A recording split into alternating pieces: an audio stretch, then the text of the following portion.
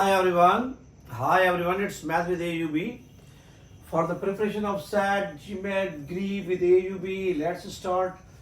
Question number 1, lump sum 43 question, 43 number. And today's frame is first, lump sum 43rd question of our set.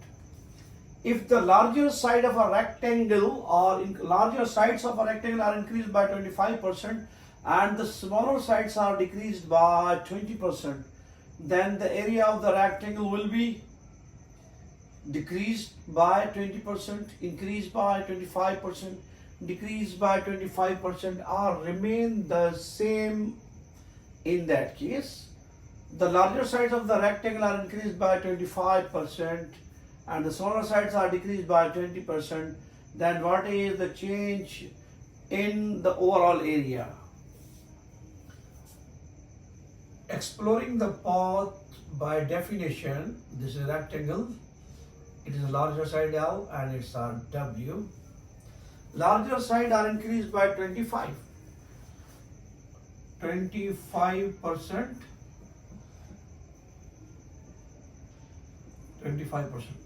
and the smaller sides are diminished by 20%.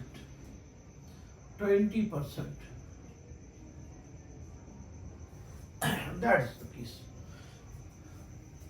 If we do away with percent dividing by 100, we have L plus 0.25 L.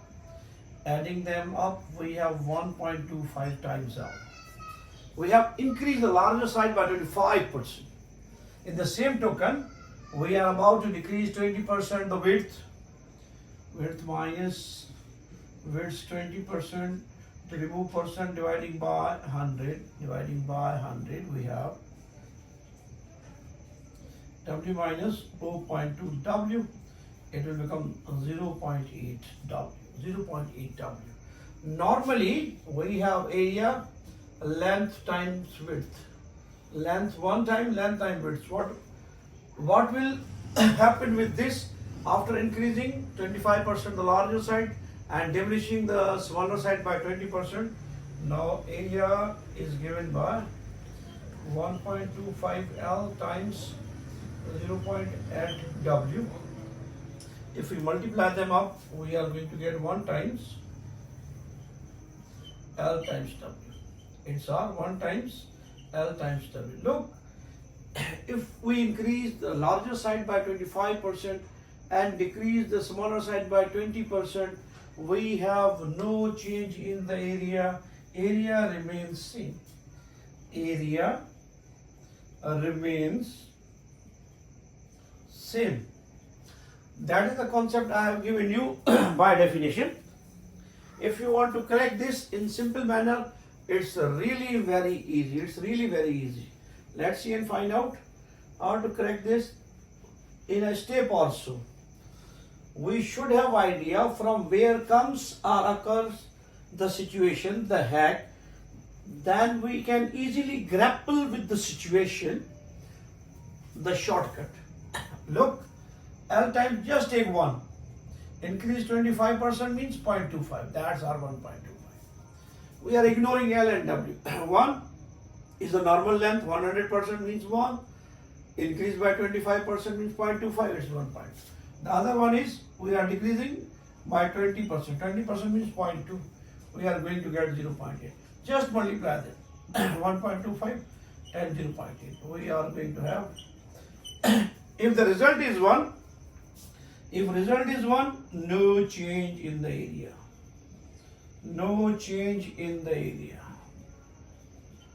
If something is less than 1, possibility 1, possibility 2. Something less than 1, decrease. 3, greater than, if our area is greater than 1, if the result is greater than 1, then it is an increase. We have these 3 possibilities. If 1 is the result, no change, area remains same.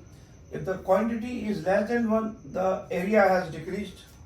If the result is greater than 1, the area has been increased in that case. Moving towards next question, we have, moving towards next question, lump sum for the preparation of SAT GMAT grades, question number 44. Wonderful question, wonderful question. When the positive integer q is divided by 8, when the positive integer q is divided by 8, the remainder is 3. When the positive integer q is divided by 8, the remainder is 3. What is the remainder when 3q plus 2 is divided by 4? Divided by 4, what we have given? Q, a positive integer, divided by 8. We are going to get remainder 3. A positive integer q divided by 8 gives us remainder 3. Remainder 3. Remainder 3. Now, we can write q as, we don't know how many times table of 8 is applicable on q. Suppose we are taking m times 8 plus the remainder. 8 times m plus the remainder. Let me give you a division algorithm.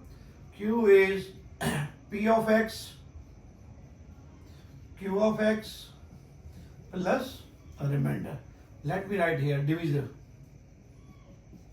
Now it's divisor times quotient plus remainder. Any integer can be written in the form of this one. We are dividing with 8, our dx is 8. We have no idea about quotient, we are introducing m, remainder we have 3. So q is given by divisor 8, quotient no idea, we are taking it m. 8 times m plus remainder is 3. Now we have a raw idea about q, that is 8 times m plus 3, where m is our blind spot, but we are going to work wonder to get to the remainder when 3q plus 2 is divided by 4. Now we are asked to find 3 times q plus 2, 3 times q plus 2 divided by 8. That is the difficult phase. That is the blind phase. Stuck to the definition, q divided by 8, remainder is 3. We have assumed that m is our quotient, 8 times m plus remainder, 8 times m plus remainder, where m is quotient, we have written 8 times m plus 3. Utilizing this value of q here, we are in a position to say something about, we can calculate, without calculating q and m, the real remainder. 3 times q is 8 times m plus 3 plus 2. Now we have 3 at the 24 and 3 3 the 9 plus 2. 9 plus 2, that is our 11. That's our 11. Now we have to find out the remainder when this expression is divided by, 3q plus 2 is divided by 4. Divided by 4, yes. Divided by 4. It is divisible with 4. It is divisible by 4. There is no concept of remainder. 4 times 6 is 24.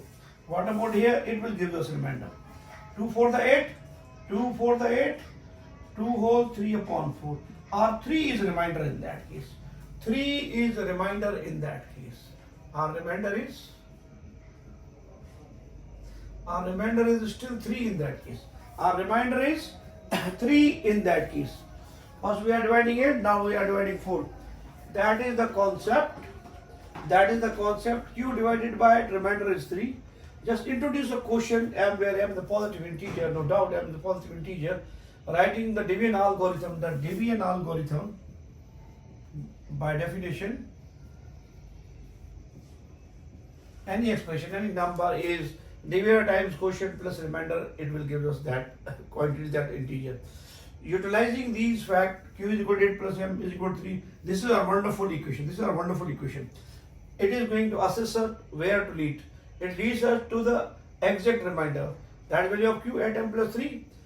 Plugging in the value of q here, then we are in a position to find out the remainder. Here 24 is divisible by 6. It's okay quantity. 9 plus 2 11. 11 divided by 4 2 times. 4 to the 8, 3 is the remainder. 4 2 times 8. 2 times 4 is 8. That's the remainder, and so on.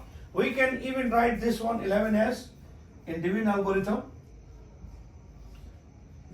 2 times 4 plus 3. And that's our quotient, that's our divisor, that's our remainder.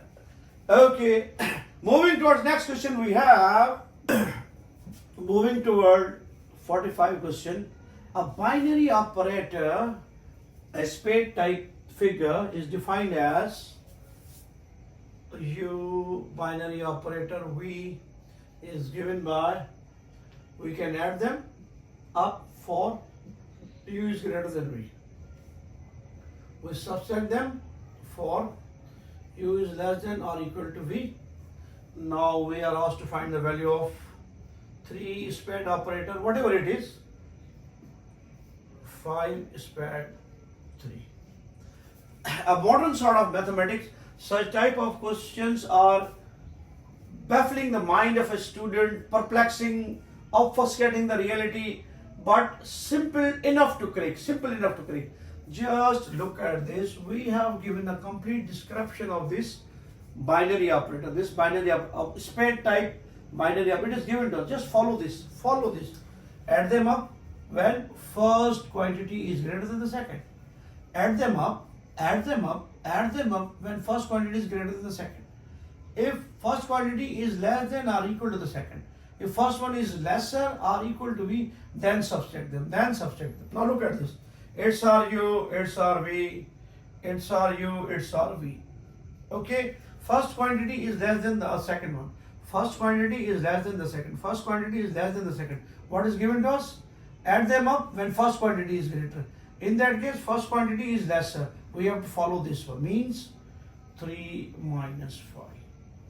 Because first quantity is lesser than the other, first quantity is lesser than the other, we have to follow this tip.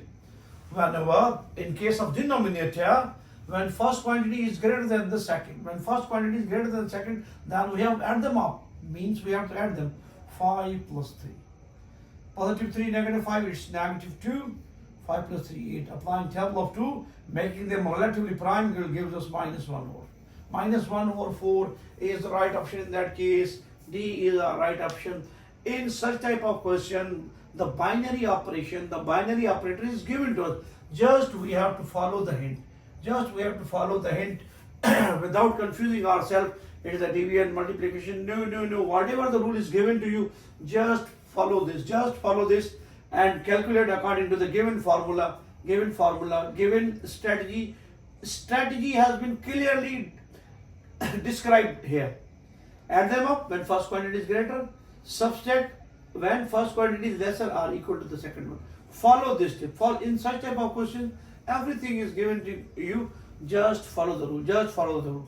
Moving towards next question we have, yes, moving towards next question, what fraction lies exactly halfway between 3 over 7 and 5 upon 9? A wonderful question, a wonderful question. We have attempted such type of question several times. Sometimes it is said that lies exactly halfway between, sometimes it is said that between this one and that one. Just simply find their sum dividing by 2. Finding their sum dividing by 2. Finding their sum dividing by 2 gives us a quantity that lies between A and B. That lies between A and B. We have given two fractions. We are interested to find the fraction, the number that exactly lies between 3 over 7 and 5 over 9. 3 over 7 and 5 over 9. Here our A is 3 over 7 and our B is 5 over 9. Find their mean. Mean means the central value between A and B. The central value between A and B, the midpoint of A and B, the value, the quantity that lies halfway between A and B. This is the formula for that. We have 1 over 2. Add them up. 3 over 7 plus 5 over 9. Taking simply LCM, 1 over 2. 7, 9 is 63 is our LCM. It will do 9 3 is 27, 7 5 is 35. Add them up. 27 and 35, that's ours. 12, 2, 1 carry, 62. We have 1 upon 2 times 62 over 63, over 63.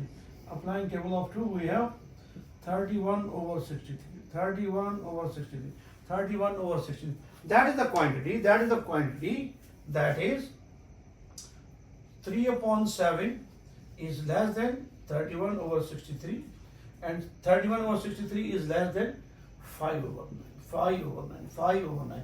That's the beauty that our calculated quantity lies between 3 over 7 and 5 over 9. That's the way of writing in equality form. Moving towards final question, we have, moving toward question number 47. The average arithmetic mean, the average or arithmetic mean between 2, 6, 9, 16 and x is 5. Furthermore, the average or arithmetic mean between 3, 6, 9, 18 and 16 and y is 6. The average arithmetic mean of x and y given. A simple one but a tedious one to calculate. First, we have to find the average of 2, 6, 9, 16 and x is 5. We have given the average of 2, 6, 9, 16, x is 25. Find their average. Average is given by sum them. 2 plus 6 plus 9 plus 16 plus x divided by, these are 5 numbers, 5 quantities, is equal to average. Average is given to us 5. Average is given to us 5. Shift 5 here. We have 9, 16, 25, 25 and 8. It will become 33. 25 and 8, 33. 33 plus x over 5 is equal to 5. Shift 5 here. We have 33 plus x is equal to 25. Or x is equal to 33 minus 25. Or x is equal to minus 8 in that case. The value of x is minus 8. We have given the average of 2, 6, 9, 16 and x is 5. Utilizing the simple arithmetic mean formula, we have garnered the value of x. Similarly, in the same token, we are in a position to find the value of y from the given expression. From the given data, 3, 6, 9, 18 and 16, y having average 6. Means sum them 3 plus 6 plus 9 plus 18 plus 16 plus y divided by 6. How many quantities are there? There are 6 quantities. 3, 6, 9, 18 and their average is also 6. Their average is also 6. Shift 6 there, add them up. It's our 25. It's our 25 and we have 27. 25 and 27, 2 will carry. That's our 52. 52 plus y, 6 times 6. We have 52 plus y, 36 minus 52. Minus 36. We have 1 carry, we have 6. What remains 1? There is 16. In that case, we have, in the next step, we have to shift this minus 52 here. Y to be cast. Y is equal to 36 minus 52. So we have y is equal to minus 16. Minus 16. Let me verify. 2 and carry. Yes, minus 16. Now we are asked to find the average of x and y. What?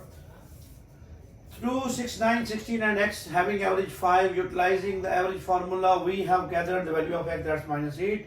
The average of 3, 6, 9, 18, 16 and y is 6.